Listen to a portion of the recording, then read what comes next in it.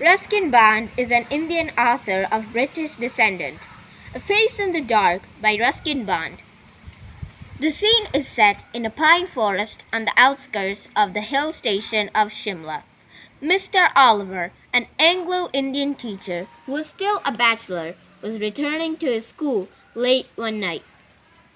He had been teaching in the school for several years now.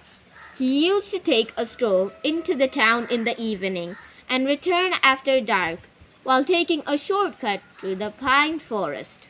Sometimes, when there were strong winds, the pine trees made sad and eerie sounds, fearing which the people stayed on the main road.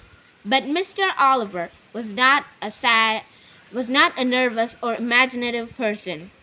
That day he carried his torch, but the batteries were running low.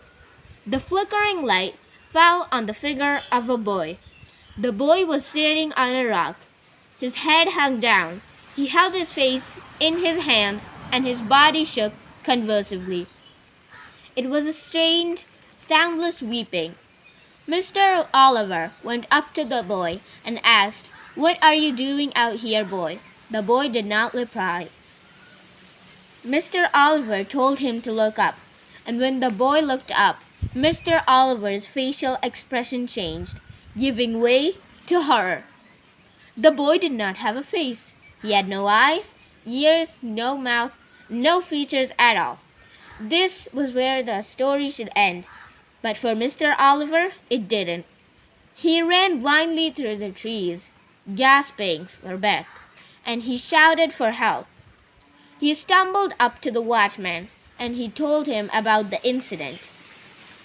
The watchman asked, "Was it like this, Sahib?" and he raised his lamp up to his face.